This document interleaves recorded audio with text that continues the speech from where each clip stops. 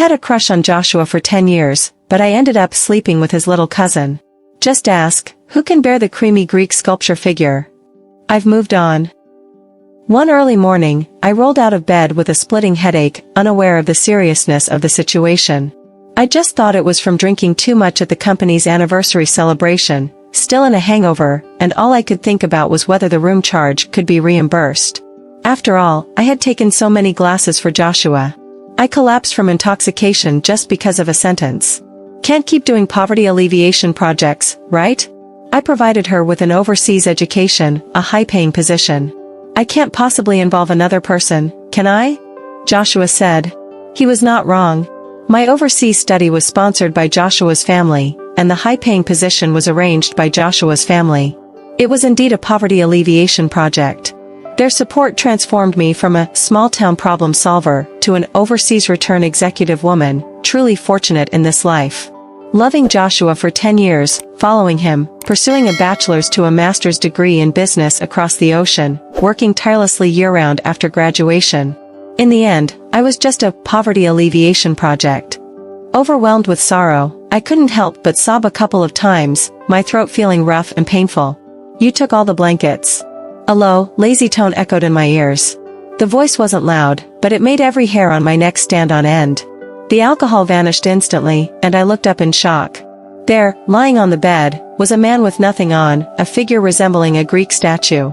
He reached out his arm towards me, with phoenix-like eyes, thin lips, a cold expression, but his words sounded pitiful. He said, "I'm cold." I was just dumbfounded, exclaiming, "Thomas, good morning." Thomas, Joshua's little uncle. After establishing his independence and refusing to inherit the family business, he resisted the title passed down from his elders for a while. When he heard me call him like that, he bent down, swept me up with his big hands, along with the blanket, and asked again, "What should you call me?" What should I call him? Oh my goodness. We were lying in the same bed, under the same blanket, resting on the same pillow. And all he wanted to know was what to call him? What could I call him? Little uncle. My brain completely shut down, the words slipped out before I realized, and I felt that this address was even worse than Thomas. Sure enough, Thomas stiffened all over, paused for a moment, grabbed my earlobe, and lectured, "Clearly, you took advantage of me, even said you would take responsibility before falling asleep. Now you want to shift the blame onto me? I have evidence." My ears were burning. Maybe it was from him pulling on them, or maybe it was from nervousness. I stubbornly retorted, "What evidence do you have?" "Thomas, what are you hiding? Are you afraid I won't take responsibility, Melanie? I've been a good student since I was a child, student council member, outstanding employee, actively paying taxes, words and deeds match, a horse, hiccup, hard to catch." He actually recorded it. Even if I pounced on him, as a big man, couldn't he resist? "You assaulted me at the Jinshan Hotel, still staying in the presidential suite. I guess someone will come to demand an explanation soon. That could be troublesome." I tilted my head into Thomas's phoenix-like eyes, trying to find a hint of mockery in his gaze, something to turn all of this into some bad joke. Unfortunately, there was nothing. Feeling a bit discouraged, inappropriate images from last night flashed into my mind, and I remembered the scene of Thomas single-handedly carrying me into the bathroom. The censer shower drenched us, the sound of flowing water hiding any teasing and kissing. The die is cast, who takes responsibility is important, right? He seemed to be waiting for me to ask, lightly laughing as he explained, "In our family, they make a big deal out of small things. We'll slowly talk about what happened last night.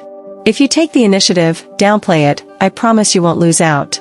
I clutched the blanket, trying hard to maintain some distance from Thomas, unable to understand how I wouldn't lose out. Thomas tempted me, "Become Joshua's little aunt, and you'll drive him crazy." Me, are you kidding? Suddenly, Thomas stood up, the snowy white down comforter sliding off smoothly. He said in a straightforward manner, "Melanie, we've known each other for 11 years. Don't you trust me?" Yes, I've known Thomas for an even longer time. Let's go back to when I was still a small-town problem solver. Before the age of 15, I was a semi-left-behind child in the small town. My parents worked at the Jinshan Group in the city, coming back once a week. My mom was the head chef in the cafeteria, and my dad was a driver in the administrative office. With good job performance, he occasionally went to the boss's house for overtime work. Thomas was the boss's beloved grandson, a city-famous academic genius with extraordinary intelligence, often participating in academic competitions. The school even used the time he submitted his exam papers to evaluate the difficulty of the exams. During important exams, the boss would arrange for my dad to pick him up specifically and have my mom prepare nutritious meals. Faced with such a genius, my parents secretly noted down his study methods and then taught them to me. For example, listening to English songs to memorize vocabulary, solving problems in the morning is more efficient, and nighttime jogging helps improve memory.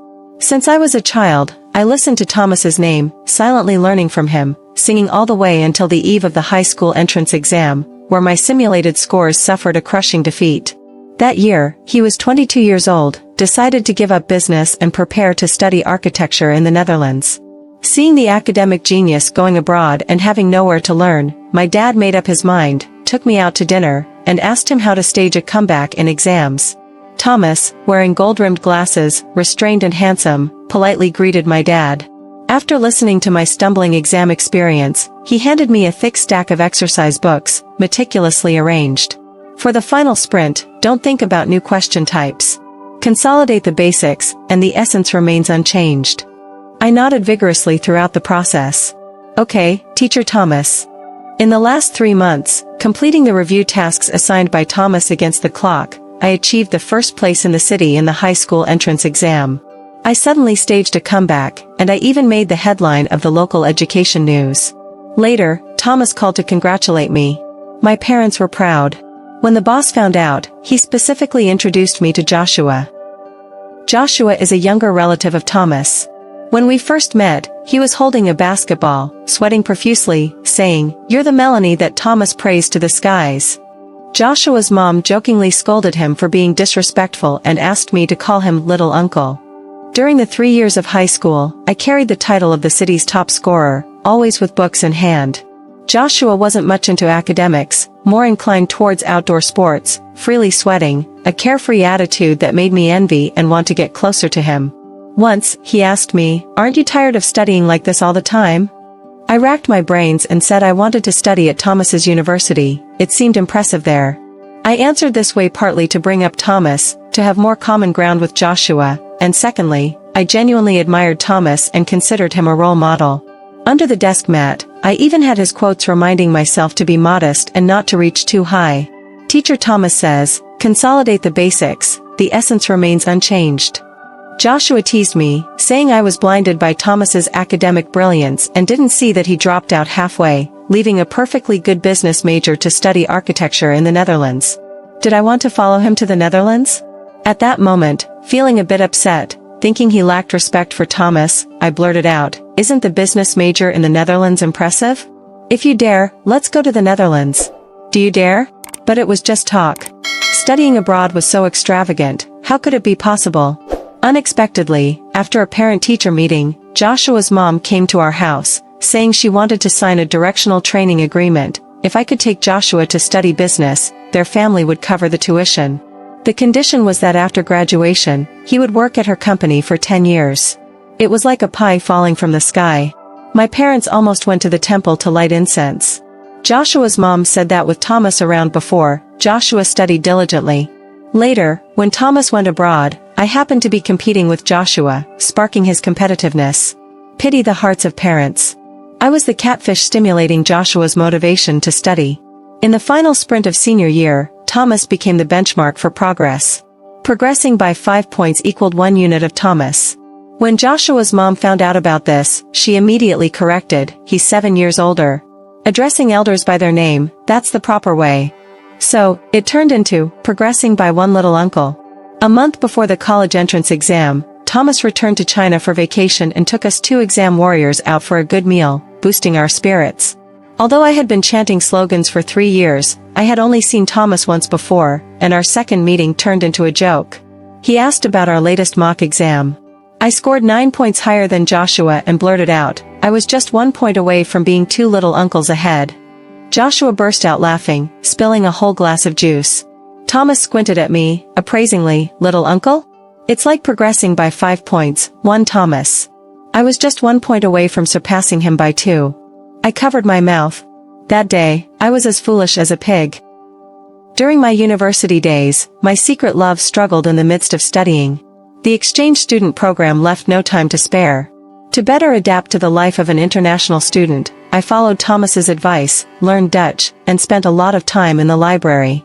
I reminded Joshua that Thomas suggested international students should also learn some Dutch since it's not an English-speaking country.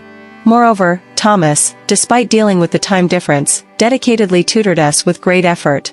Holding roses, Joshua complained that I was ruining the atmosphere, saying, "Melanie, can't you be more considerate?" Realizing I might have interrupted his romantic moment, I had to stay quiet. Following Thomas's lead, I also learned French. In the following time, I was busy learning languages and practicing cooking. Yes, practicing cooking. After all, for every language tutorial session, Thomas complained about Dutch cuisine being a desert, and everything tasted awful. So, I learned cooking skills from my mom and occasionally improved Thomas's meals, thinking of repaying his kindness. He tutored me in my studies, and I thought it was only fair to repay his efforts. Meanwhile, Joshua was busy with love affairs, changing girlfriends one after another. Sometimes, I couldn't even remember their names before the next one came along. Until we went abroad. Joshua, being outgoing, broke free from his mom's control and, like an untamed horse, traveled all over Europe within half a year. He called it, traveling 1,000 miles to broaden horizons. He wanted me to join him to avoid being caught by family members, nagging about academics. I was tempted, but I didn't have the time.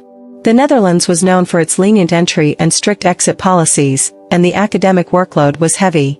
While Joshua roamed around Europe, I had to complete group assignments, write reports for him, and work part-time at Thomas's architectural firm. Thomas was generous. He not only provided part-time work but also asked if I wanted to join the partnership, exchanging shares for salary. Joshua didn't care, saying that, considering I studied business, I couldn't see Thomas's typical capitalist behavior, saving money by offering fewer wages.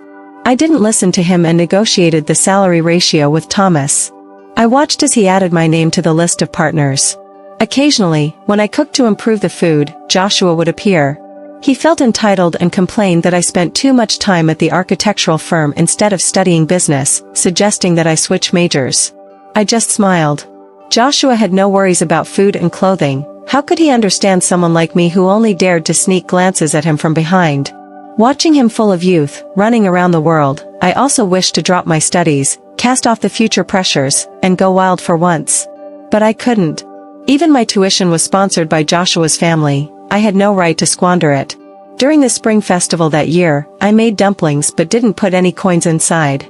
Because Joshua wasn't around, he went skiing in Norway, leaving me a thick stack of research materials. If you like him, just say it. Why be so aggrieved? Aren't you tired? Thomas didn't eat dumplings, but he made tangyuan himself. Watching him eat with his fair and indifferent face, his cheeks bulging, his eyes seemed to scold the romance. I argued, who likes him? I just haven't found a way to annoy him to death. I still have to work for 10 years. That agreement wasn't a secret. But as clever as Professor Thomas, how could he not see it? I even thought about repaying the high cost of studying abroad by doing more part-time jobs and almost fainted from a high fever in the apartment. If Thomas hadn't taken me to the hospital, I might have passed away long ago. Thomas was always sharp. He scolded me for the first time, "Melanie, liking Joshua and annoying Joshua, you can only choose one. Have you made up your mind?" Thomas looked at me for a long time, unable to resist pulling my earlobe again. "Are you going to continue liking him, or do you plan to annoy him to death?" My thoughts were suddenly pulled back, and I responded subconsciously, "Annoy him to death." Thomas was very satisfied. It's never too late to awaken. Saying this, he pulled me out of bed, we freshened up, and packed up to check out. Initially, I thought he just wanted to talk nonsense in front of Joshua. But soon, I realized I had underestimated him. Thomas actually asked my parents to bring the household register, saying it was urgent and couldn't be delayed. An hour later, we obtained our marriage certificate. Holding the red booklet, I was bewildered. My parents were shocked, their jaws hanging open for a long time. "Dad, Mom, sorry for the rush. But I'm so much older than Melanie, dragging it along has made me impatient. Blame me." Thomas could surprisingly change his tone so calmly. My dad's face, shaped like the character Gua, grinned foolishly, and his mouth couldn't close. Unable to watch, I had to pull them aside. "How could you really bring it? Don't believe him. My mom took away the household register and marriage certificate, also grinning foolishly. We're too familiar with each other, caught off guard for a moment. Pay attention next time. Then she looked up and greeted Thomas, come home for dinner tonight. I'll make a pot of herbal chicken soup, your favorite. Thank you, Mom. Thomas's skills were not to be underestimated. After sending the two away, I suddenly woke up. What does this have to do with annoying Joshua? Clearly, it's annoying me. Thomas remained unfazed, pushing me into the car. We're going to be late for work. The company's administrative office was eerily quiet. When I walked in, I felt a chill down my spine. Yesterday was the anniversary celebration, and today was supposed to be a day off. Why was everyone here? A colleague near the entrance stopped me. Melanie, where were you last night? Joshua was looking for you all night, had us all calling you. In the morning, he even had the HR department check your address. He was worried you might get into trouble if you drank too much. Last night, the company's anniversary celebration, seating arrangements based on seniority and family connections. The core departments, close to the stage, were filled with Joshua's family and friends, creating a hierarchy that reflected their relationships.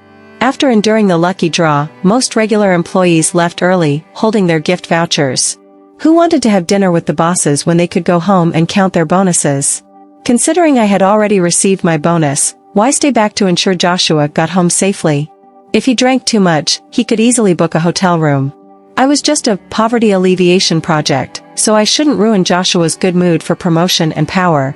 Little did I expect that I would wake up with Thomas this morning and, on top of that, obtain a marriage certificate. Knock, knock.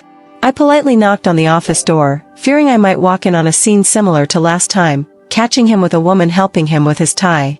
It was somewhat abrupt. Come in. Joshua's tone was surprisingly cold, suppressing his anger. To be on the safe side, once inside, I closed the door. Where were you last night? Your phone was off, and we couldn't reach you. Joshua was looking for you all night, had us calling, and in the morning, he even had HR check your address. You just got a promotion yesterday, and now this is how you act. Joshua was still in the same suit from last night, unshaven, his eyes bloodshot. Joshua, sorry. I got drunk last night and booked a hotel room to rest. My phone ran out of battery.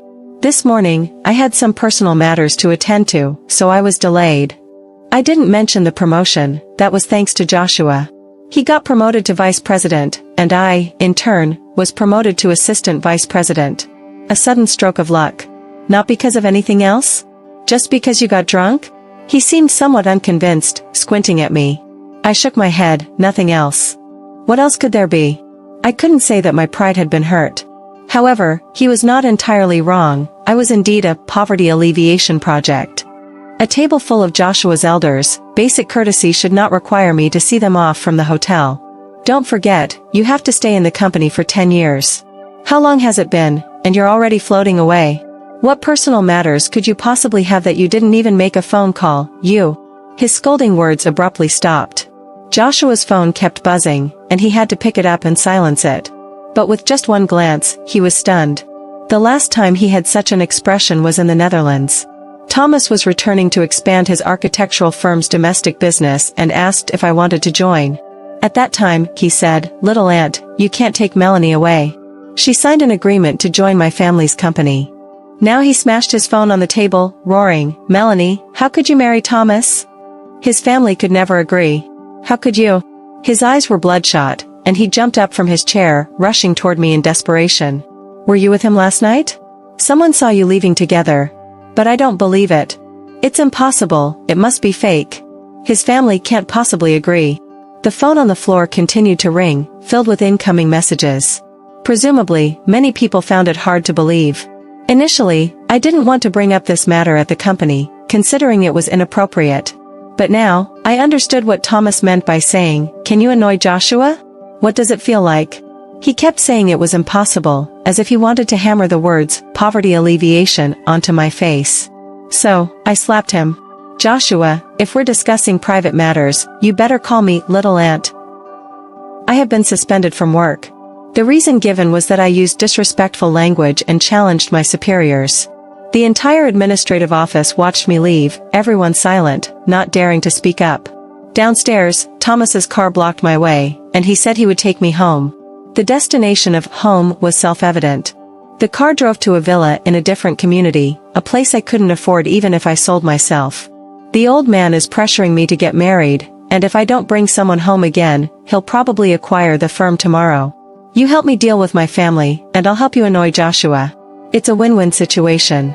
Thomas must have noticed my red eyes. He intentionally slowed down the car and played upbeat music, a Dutch song with lyrics I had looped for a long time back when I was studying. As the car pulled into Thomas's house, my emotions had already settled. The whole family was gathered. Thomas's father sat in the center of the sofa, surrounded by grandchildren. Even Joshua's mother, upon hearing the news, came over and was engaged in conversation with Thomas's mother. Thomas, with me by his side, called everyone together, and he specifically taught me to address Joshua's mother as cousin. Everything else was manageable, but saying cousin nearly made my scalp explode. Joshua's mother, with teary eyes, boasted to Thomas's mother, "I guess I can be considered the matchmaker, right? Count, count, count. You must count," Thomas's mother said without any affectation, delighted. She then asked me how the newlywed life felt. I felt a bit nervous and instinctively pinched Thomas's waist, asking for his help. However, he was also overwhelmed, as siblings of his generation came to inquire, questioning if it was real or a prank. How could it be a prank? "We're still very much in love," Thomas said, loosening his shirt collar. On his pale neck were the remnants of my masterpiece from last night. I immediately pinched his waist hard. Disrespecting the elderly. Was it my fault? Wasn't it because Thomas was too fair-skinned? Soft and creamy skin, a kiss left an imprint. Who could resist that? Moreover, who would have known that beneath his snow-white appearance, he could also possess muscles reminiscent of Greek sculptures? I am a normal, mature. Enough. No more explanations. Last night is definitely a black mark in history. Lunch at Thomas's house turned into a family feast, and surprisingly, Joshua also showed up before the banquet. He looked well-groomed, wearing a new suit. Except for the redness in his eyes, there were no visible flaws. As always, he appeared carefree and unrestrained. During the meal, Thomas's cousin was curious about my story. She asked questions casually, and surprisingly, I didn't need to answer them myself. Cousin asked, "How did you two meet?"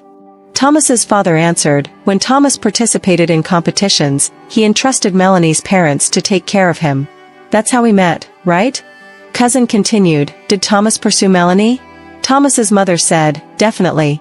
I called overseas, and he hung up, saying he was teaching Melanie Dutch." Cousin further inquired, "I can't imagine how Thomas proposed. When did Uncle Thomas make his move?" Everyone fell silent. Joshua added, "I'm curious too. After all, Melanie has always been around me. When did my little uncle make his move?" "My mistake. Everything happened so naturally, there was never really a proposal," Thomas said, holding my hand and looking deeply into my eyes. "Melanie, I love you." Wow, applause erupted at the table. The younger generation was lively, exclaiming for a kiss. My face turned red, and I thought, if Thomas really kissed me, there would be trouble when we left. But Thomas was cunning. He hugged me, chuckling, "Melanie is shy. If you tease her too much, she won't come back again." Great, I really wanted to leave now. Upon hearing the answer, Joshua's face darkened. He gripped his wine glass tightly, looking like he was about to throw it. I was busy feeling awkward, forgetting that I wanted to annoy this guy. Thomas intervened, "Joshua, call her aunt privately from now on. Otherwise, it'll mess up the generations." "She is my assistant," Joshua insisted, refusing to yield. Leveraging Thomas's momentum, I muttered, "Suspended from work." "Suspended?" Joshua's mother had the strongest reaction, glaring at Joshua as if scolding her son for not handling things properly. Thomas calmed things down, toasting her, "It's my fault. In a rush this morning to get Melanie the marriage certificate, I left my phone in the car, causing some delays." I witnessed Thomas's versatility and suddenly felt like this marriage was a bit like a trap. It might be challenging to get out of it in the future. What was the urgency? Joshua continued to ask, in front of Thomas's family, a look of sincerity on his face. No matter how bold Joshua was, he couldn't refuse Thomas's face. After all, he was an elder. "Nothing major," Joshua conceded. "Otherwise, let me take a leave for Melanie.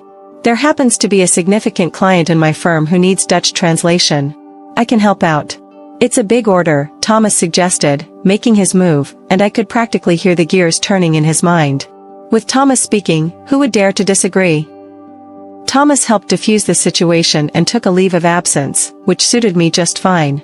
After leaving Thomas's house, I didn't dwell on his remarks during the gathering. Mutual help and mutual gain, something for nothing was probably impossible. His family was his home turf, and going to my place in the evening was much more relaxed. My parents, usually polite to him, became even more enthusiastic. The only change was in their way of addressing him. They used to call him Teacher Thomas, now, it was just Thomas. In their perception, Thomas had always taken care of me. He had been helpful before going abroad, providing part-time work in the Netherlands, and offering guidance on my studies. There indeed seemed to be some signs of romance. After finishing the meal, they reminisced about my journey from childhood to studying in the Netherlands, using Thomas as a role model. Listening to it all, I felt like I had been pursuing Thomas for 10 years, not Joshua. Sure enough, after leaving the table, he teased me, "Have you really liked Joshua for 10 years? I feel, well, my mom understood the art of matchmaking. But one must put an end to improper relationships. Firstly, I considered you a role model just to get closer to Joshua. Secondly, I prefer sunny and cheerful sports guys over shining academic stars in an ivory tower. Lastly, now that mutual benefit is over, let's think about when to get a marriage certificate and divorce." I said it all in one breath. At the end, my tone was somewhat insincere. After a while, Thomas finally spoke, his tone regaining its aloofness. "I'm serious about the translation work. Help me secure the order, and we'll get divorced. Look at the salary yourself, and decide whether to continue investing in stocks." I was slightly stunned. He hadn't mentioned exchanging stocks for salary since the incident when he sent me to the hospital due to overwork. Although my name remained on the list of partners, from returning to China from the Netherlands, I had been in the shadows. And now, divorce? As I repeated the two words, I felt an inexplicable emptiness inside. There was a strange feeling that if this marriage ended, Thomas and I might never have any contact again. It felt quite uncomfortable to think about. Smack. I slapped my forehead, quickly coming back to my senses. This cheap husband I picked up in a fit of anger, why not divorce him early and celebrate the new year in peace? I took 2 days off and returned to the company to handle work handovers. It was just a break. My desk had always been minimalist, signaling a departure, with no unnecessary personal items. The temporary replacement wouldn't look out of place. Ironically, the seemingly deserted desk was a result of my careful maintenance. As a studious person from a small town, my desk was my safe haven. I loved buying stationery, using beautiful pens and notebooks, and even having cute keyboards and mice. Even the cup I drank water from had to be fancy. Immersed in the dopamine-colored desk, I cherished every minute of being alive. But not here. Sponsored by Joshua's mother to study abroad and becoming an assistant general manager, I had to play a pivotal role in the company, swift and efficient. I had to be able to hold my own ground, be resolute, and be able to handle myself at the drinking table, all while being diplomatic and not too idealistic. Liking Joshua was a form of naivety.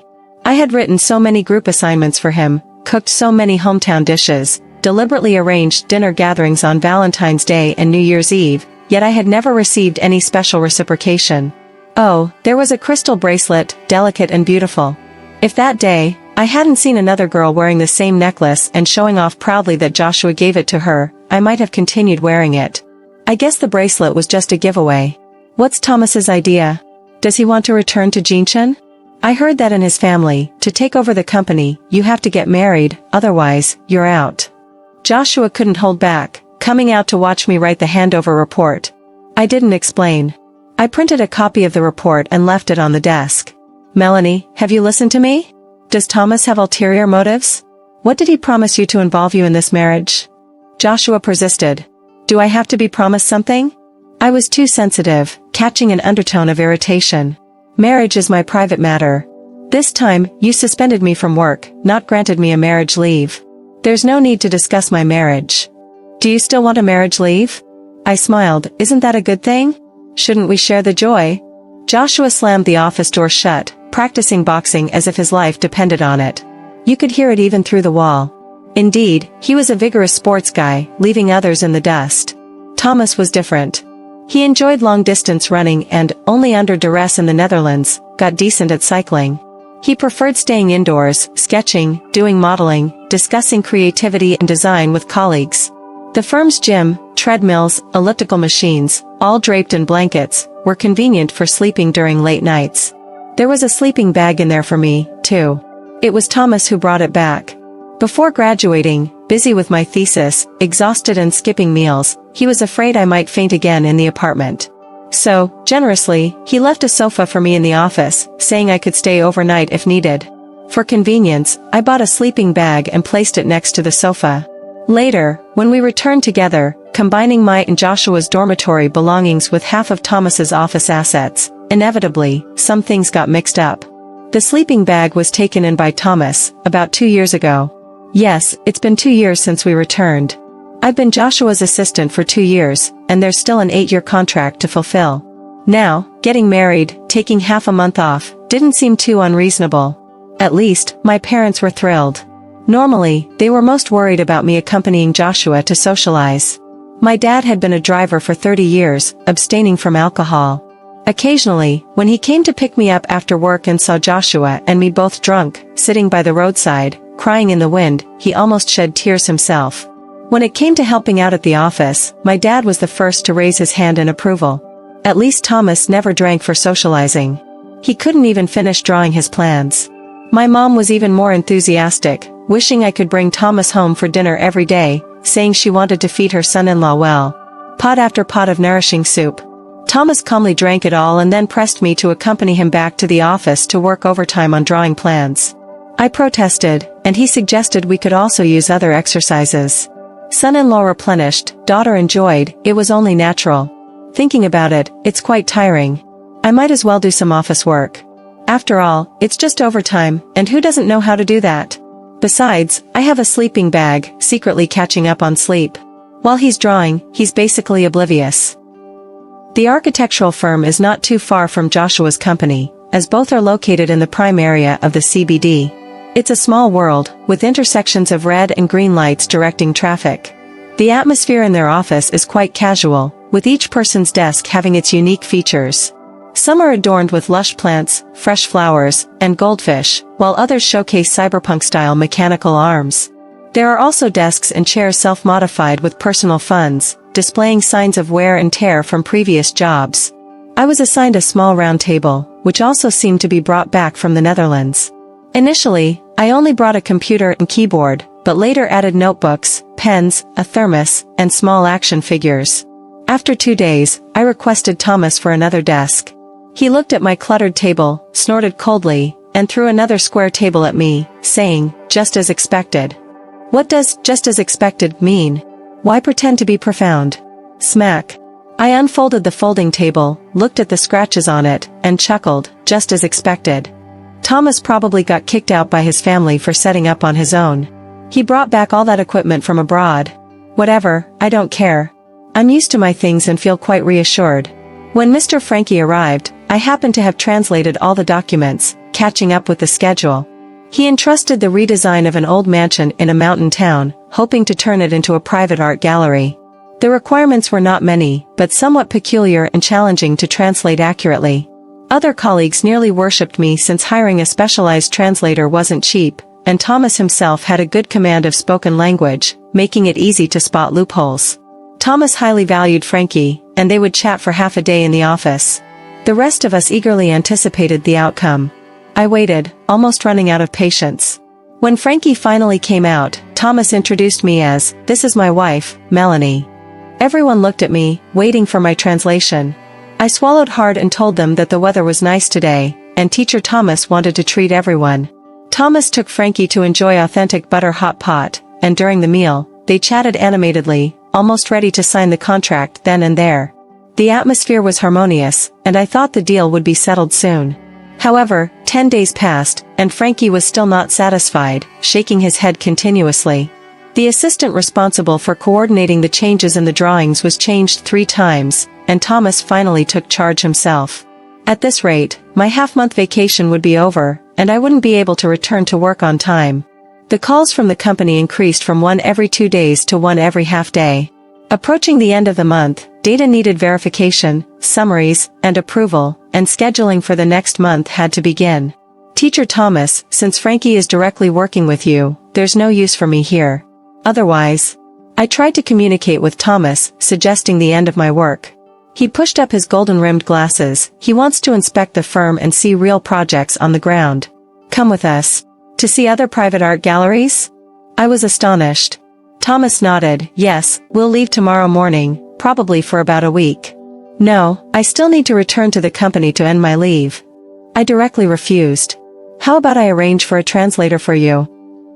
Thomas was somewhat angry, and the gaze hidden behind his glasses darkened as he questioned me. What exactly do you like about Joshua? Huh? Is it just because he's dark-skinned and well-built? We're not in ancient times, and a man's purpose isn't to go out hunting. No need to be so good at running and jumping. Being fair-skinned is not my fault, it's natural. I can try getting a tan, Frankie said. Snap, snap. Thomas had a nosebleed. Blood flowed uncontrollably. The vivid red color stimulated my nerves, and I was frightened, unable to speak coherently. Teacher Thomas, don't scare me. I'll take you to the hospital now. Absolutely nothing should happen. I didn't even have time to think about why the refined Thomas described Joshua as an over-energetic black chimpanzee. I grabbed the phone and dialed 120 while simultaneously wiping the nosebleed with tissues and checking his forehead temperature with my hand. How could a perfectly fine person suddenly start talking nonsense and run a high fever? Then he stopped talking all of a sudden, closed his eyes, and collapsed. Thomas. Colleagues from the firm heard my exclamation and rushed to carry him downstairs. In the ambulance, the doctor asked for basic information and, incidentally, about our relationship, confirming if we were relatives. If not, they would need to notify family members. I am his wife. The legally wedded kind. I was already crying. Sending someone to the emergency room felt like walking on marshmallows, with my feet feeling soft, and my heart feeling empty. Although I was still holding the patient's hand, it seemed like I couldn't exert any force. I didn't dare to use force, afraid that life would slip away quietly. Back then, when he carried me from the apartment and ran to the emergency room on the streets of a foreign country, did he also feel so anxious? The thought of possibly losing Thomas made my heart ache as if a big hole had been torn open. After the doctor inquired about the situation, he tentatively diagnosed it as overwork but didn't know why there was a nosebleed. Further observation was needed. As his wife, I had to notify Thomas's family. As I was about to take out my phone, I received a call from my mom. Unable to hold back, I cried loudly and explained intermittently, "Mom, bring the soup to the hospital. It's perfect for him." My mom said she would come right away. The doctor coughed lightly and asked me, "What kind of soup?" Not everything suits everyone, you need to be mindful.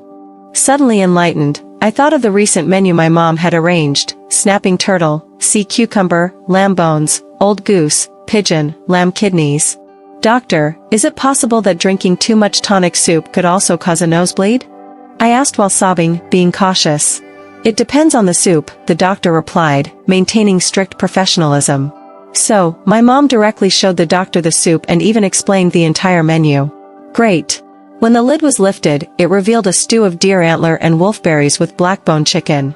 This mother-in-law, your son doesn't need such heavy tonics. It's enough, the doctor silently closed the lid of the soup container. My mom was quite generous, saying, "Half a son. He's my new son-in-law."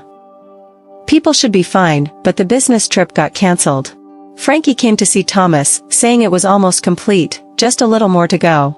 I thought he was talking about the design plan, so I brought up the doctor's advice, saying, "The patient needs rest, otherwise, let other colleagues handle it.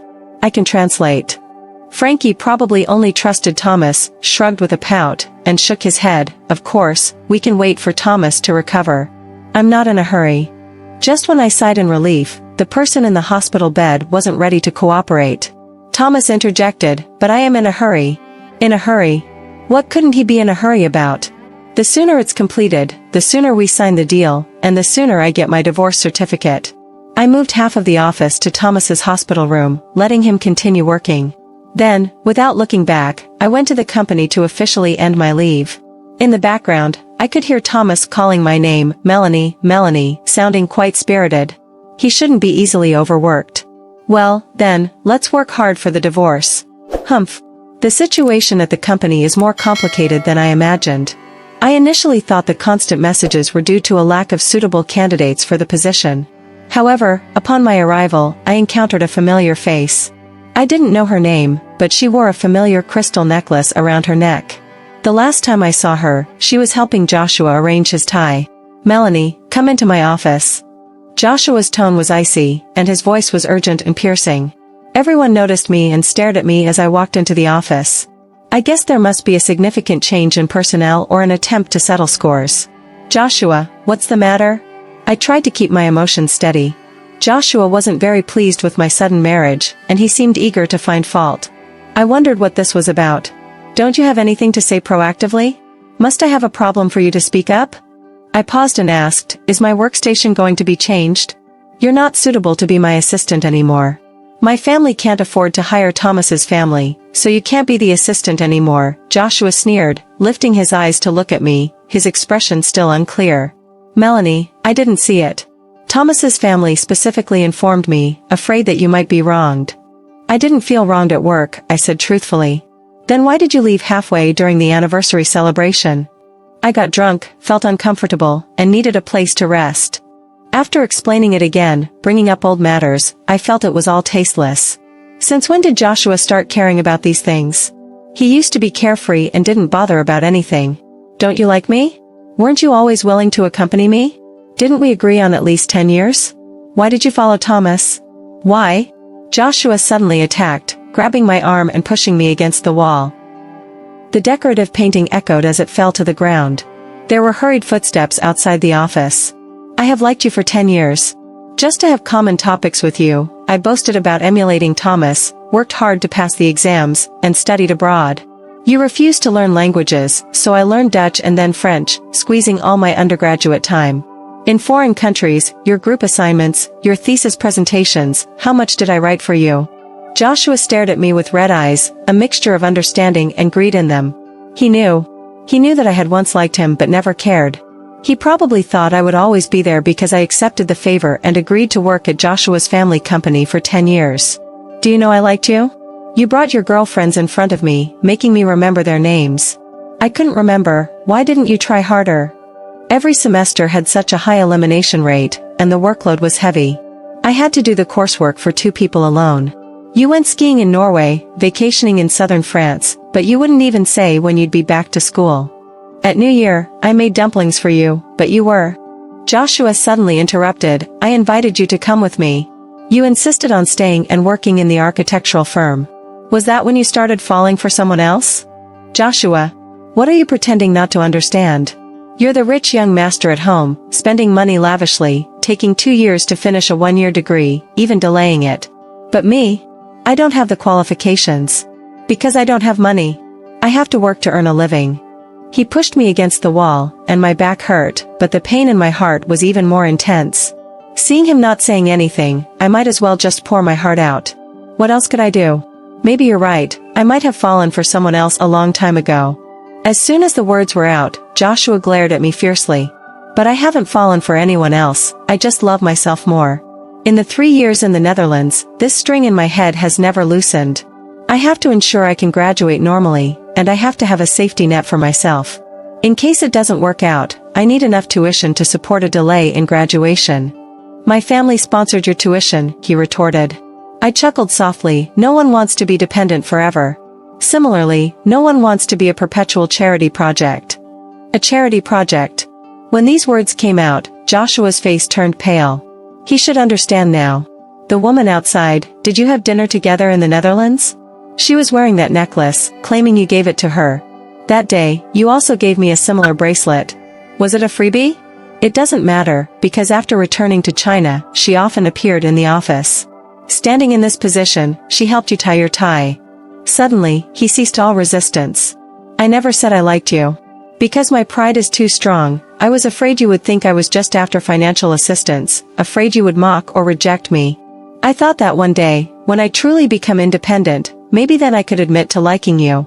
Now, it seems unnecessary. Are you planning to leave me? He murmured. Joshua, thank you for the past 10 years. I wiped away the tears on my face, gently pushed him away, and planned to leave. He grabbed my hand, tears seemed to flow from the corners of his eyes. Like a child whose toy had been snatched away, he stubbornly said, you can't go. We agreed, you have to stay in the company for 10 years, stay for 10 years. Bang! The office door swung open, and Joshua's mother rushed in, prying open Joshua's hand. She embraced me, gently patting my back, comforting me while scolding Joshua. "Why are you holding on to Melanie like this? She is now your little aunt, how can she be your assistant? Jiao Jiao has come, why are you throwing a tantrum like a child?" Joshua fell to the floor, covering his face, muttering indistinctly, "It's not like that." I couldn't hear the rest as Joshua's mother hugged me and led me out of the room. We sat in a downstairs cafe for a while, and she apologized. "Melanie, don't argue with Joshua. He's just stubborn. You suddenly became his elder, and he probably can't adjust. If there's anything, talk to your cousin." Cousin? Now, I couldn't say anything more. I could only stay silent, staring at the cappuccino in front of me. "If you don't want to stay at the company, it's okay. Dealing with Joshua is also annoying," Joshua's mother advised. "How about I change departments? We agreed to work for 10 years. "Oh, that." Joshua's mother looked somewhat embarrassed, combed her hair, and said, "Actually, Thomas paid your tuition later. After hearing about the agreement I made with you, he said I did it wrong, the deadline was too long, affecting your future development. He happened to have a scholarship fund, so he took care of it. But I didn't know." I was stunned, taking a while to regain my composure. "Thomas didn't want it mentioned. He said the young girl has a strong sense of pride, swapping back and forth might make her uncomfortable. He also said, wait until the job is not suitable, it's not too late to discuss." "Hey, where are you going?" While Joshua's mother continued talking, I unconsciously stood up and ran in the direction of the hospital. What did Thomas mean? Why did he do such a thing? Who would show such kindness? Is he some kind of living bodhisattva? At the hospital entrance, it happened to be lunchtime, and several delivery guys were queuing up to deliver meals. A group of people crowded under the inpatient building, and I even spotted Mr. Frankie. He was using a pure Trump accent, pulling a delivery guy while confronting the restaurant on the phone. "I ordered the extra spicy butter hot pot." "Who orders a hot pot with a mix of flavors? You fool." I stopped in my tracks, sensing something was off. The delivery guy rolled his eyes. "Foreigners have too many requirements. My wife is from Sichuan. I'm a Sichuan ear scraper," Frankie proudly declared. After waiting for a few minutes, when the delivery guy left grumbling, I reached out to greet Mr. Frankie. In a perfectly pronounced tone, I said, "Hello." Frankie widened his eyes, cursed, and tried to run. I stopped him with a lack of patience. "Since there's no need for translation, don't disturb Thomas's rest." "Why not? If he doesn't make a decision soon, my wife will be upset. I've been here for so long and want to go home," Frankie complained, puffing his cheeks and shrugging his shoulders. I blinked. "He hasn't made a decision? Aren't you dissatisfied?" "Miss Melanie. Mrs. Thomas. It's your wedding rings. Half a month ago, he said he was finally getting married and could deliver the goods. But he had me pretend to be a client, postponing it again and again. The rings have been ready for 5 years, and I can't stand the delay anymore. This time, even raising the price won't work. I don't want to change them anymore." "Wedding rings?" I asked Frankie for pictures. A silver ring with intricate Rococo-style design, an 8-prong setting with a large pink diamond.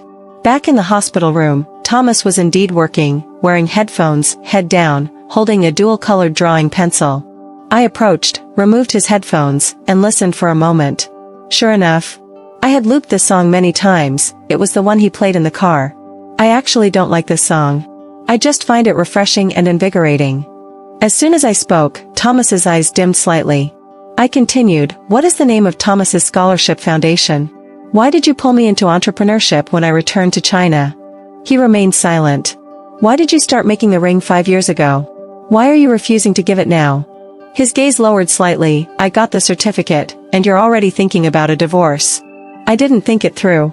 I was too blindly confident. Thomas's Adam's apple moved, smooth as butter sliding down. I took a taste. It was a bit sweet. "When did you notice me?" Thomas was surprised, grabbing my hand. Perhaps he noticed the playful glint in my eyes. He chuckled. "Some people used to, every time they made progress, recite my name, laughing like a pig in front of me. Very cute, but their eyesight was bad." "Ah." I pinched his waist, letting this guy know that women who laugh like pigs due to bad eyesight aren't easy to mess with. After pinching, I hugged him, blaming him for not saying it earlier. He made a muffled sound, saying, "I like you, it's my business. I didn't want to disturb you. But I'm happy now that it seems you like me a bit too." What does a bit mean? The hospitalization matter couldn't be kept from Thomas's family after all. For a week, people visited every day, and almost all of them were critical. Thomas's grandfather criticized him for not knowing what's good for him, saying he shouldn't have started a business and should return to the group to work honestly. Thomas's mother was angry that he ended up in the hospital right after his honeymoon, and she wanted him to leave the hospital and rest at home.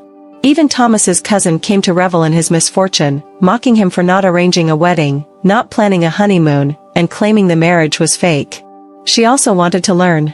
Thomas, rare in being scolded, was afraid I might feel uncomfortable and didn't allow me to accompany him. I happened to return to the company, completing the resignation procedures, cutting ties cleanly. Not seeing Joshua in the office, I ended up bumping into him at the hospital. Joshua held up his phone, playing a video and shouting at Thomas, "This is clearly your sinister trick. Melanie got drunk, and you took advantage, deceived her into the room. You're despicable. Just to deceive her into marriage, to get your family's fortune. Joshua, what are you doing?" I burst into the room. "Melanie, he deceived you. You don't want to marry him, right? Send the video to Thomas's dad, he will teach Thomas a lesson. You can get a divorce. How about divorcing him?" Joshua said, extending his arm and forwarding the video to the group. Oh heavens. I couldn't care less about composure, rushed up, and snatched the phone. There's still time to retract in less than 2 minutes. With a lightness, Thomas lifted me, comforted me, and said he would handle it, standing in front of me. "Joshua, you need to grow up. Melanie has her own life, not revolving around you. Moreover, she has never revolved around you." Thomas spoke calmly, authoritative without anger. Joshua sneered, "She clearly only has eyes for me. If not for your underhanded tactics, she would never have succeeded." "Is that so? Even if she has eyes for you, so what? The one accompanying her has always been me. I accompanied her in learning languages, preparing for studying abroad, and taking care of her daily life. What are you? Just a study partner?" Thomas's tone remained steady, not angry but imposing. "What are you saying? She likes me. Not just in school, have you seen any assistant working as hard as she does? That's for me." Joshua went crazy. I watched as Thomas clenched and then relaxed his fists. He sighed, ignorant. "The homework she wrote for you, the project she snatched for you, it's all just her practicing. What does it have to do with you? Change to another classmate, another boss, and she would do the same. But I'm different. I'm the honor roll after she practiced the questions. You think highly of yourself. Open your eyes and see whose footsteps Melanie has followed step by step. While you were busy making her drink and snatch projects, she had already become a partner in my firm. Even if she leaves the company, she still has a career, and she's down to earth, deserving it.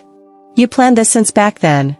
Joshua might have recalled the proposal in a foreign country to exchange shares for a salary, which he had once ridiculed.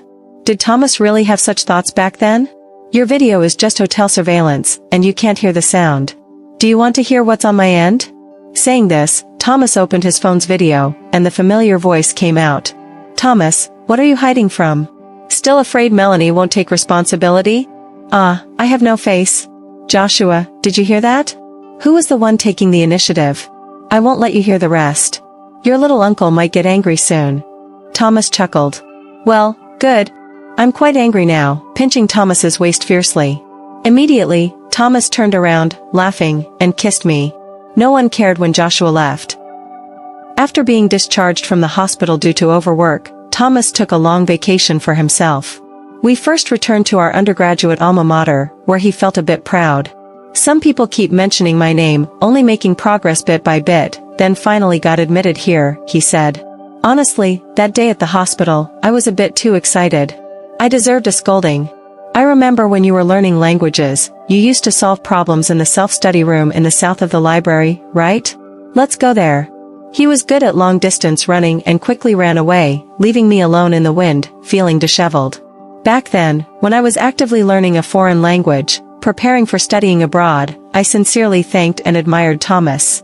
Little did I know what kind of ideas he had on the other end of the video call. Next, we decided to return to the Netherlands to personally retrieve the ring. Thinking about how he welcomed us for our study abroad, warmly showed us around the streets, reserved part-time positions for us at the law firm, and cared about our daily lives almost every day, I had never doubted it. Joshua was his nephew, but I was just an outsider. Why was he so good to me?